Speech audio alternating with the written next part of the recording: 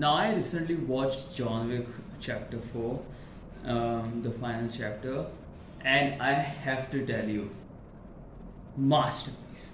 Really, honestly, John Wick is seriously one of the best movies that I have seen this year, and one of the best series that I have followed literally about assassins.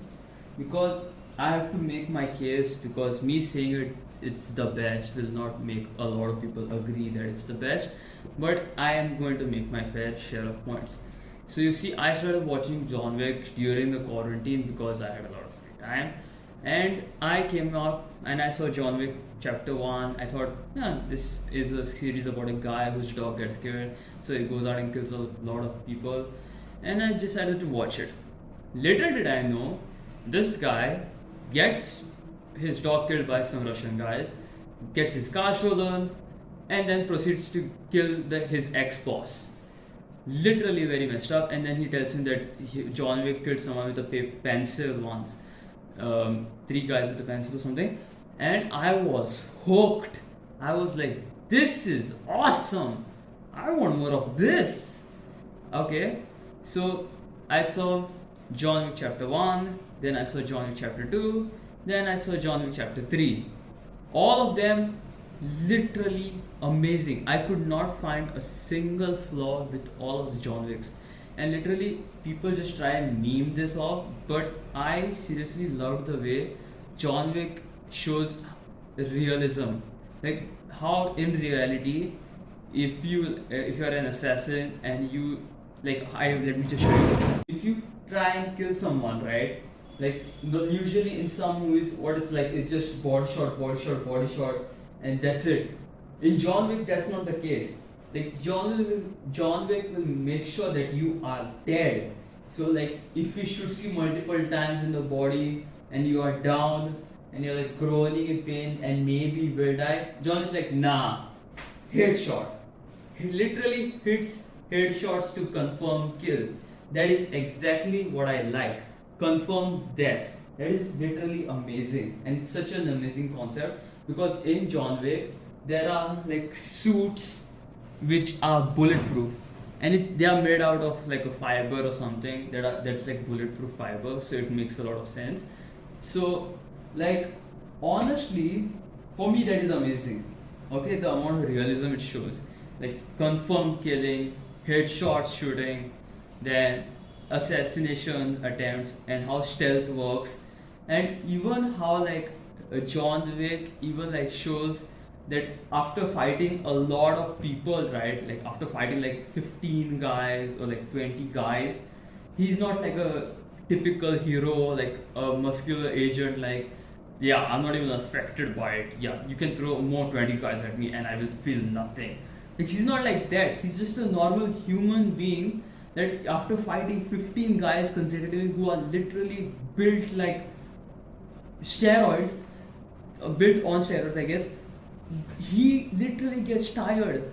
Like he's literally out of breath, and you can see that. You can literally hear him, like, you can see that this guy actually feels pain, and we are actually shown how he feels pain. In Chapter 1, this guy literally got stitches, and it's literally, this guy is portrayed as a human being just trying to assassinate other people professionally, and that is what I like. The amount of realism that is shown in John Wick is insane. It's literally insane, and I feel like most of the people might disagree with this, but John Wick should be the stepping stones for other assassin movies to base their plot around. Like they should not directly rip off John Wick, but they should take the basic fundamentals of John Wick and imply them. And I'm going to try and keep this as spoiler friendly as possible, but John Wick Chapter 4, I think this was shown in the trailer. I haven't watched the trailer yet, but in John Wick Chapter 4, it literally takes place in Japan. What a masterpiece place. I have to tell you, no matter which movie this is, when you make the movie in Japan, right, instant ratings goes up, because Japan is so beautiful, you literally cannot go wrong with it. That is how insane it is. and to put the location in Osaka, Japan, and to make the movie, like, I guess, start with it in the rising action. It starts with Osaka, Japan somewhere, and it is so beautiful. You cannot go wrong with Japan. That is how insane it is. Like, I seriously have to congratulate the director and the people who put in the idea of taking it to Japan. That was a seriously good decision. And also, going to Paris and showing class, that was also very amazing. The amount of different locations that was shown in this John Wick was insane, and I loved it. It was amazing. And then afterwards, the camera shots, I genuinely love how the camera pans like to the side and then to up, to show us how many enemies there are and how many people John Wick is fighting at once. Like, the camera is literally panned that way.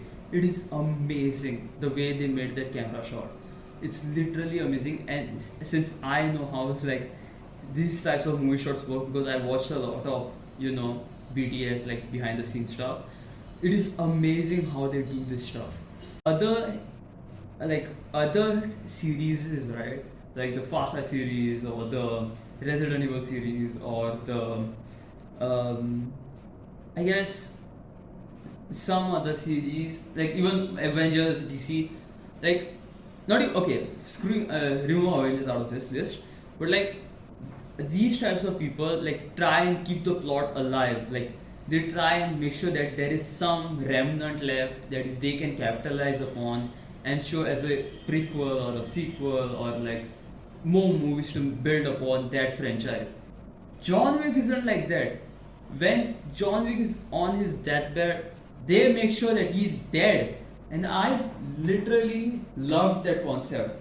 Okay? To make sure that a person who is dying stays dead is insane. Especially the villains, especially like making sure that the villains are dead, like a clean headshot. Nobody's rising from that. Okay? No amount of plot armor is literally saving you from a headshot hit by John Wick. That's impossible to get up off from. And this is a bit of a spoiler alert, but if you haven't figured it out, this is the final John Wick movie. And I'm sad to say this is a bit of a spoiler, but John Wick does die. Okay? There's no easy way to say this, but I'm not going to tell you how he dies or what happens, but like, he does.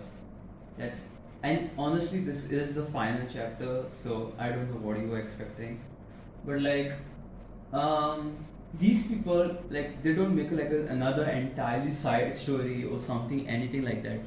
They make sure that if John Wick is dead, he is dead. He's given a funeral and all of that. Okay? That is what I like about movies. No continuations. Like, if the hero is dead, he's dead. No like fake hopes that, oh no, maybe the hero will come back. This is the exact case that like Marvel fans have been trying to make about Iron Man. Oh, he's going to come back in Black Widow. Doesn't. Oh, he's going to come back in Hawkeye. Doesn't. Oh, he's going to come back in this movie. Doesn't. Okay, I don't understand why people cannot move on from one superhero or one hero or one main character. Like, just give him up, let him rest, and watch these other ones grow and their characters grow up. Like, I know that some characters cannot live up to the expectations of the others, but that doesn't mean they are bad.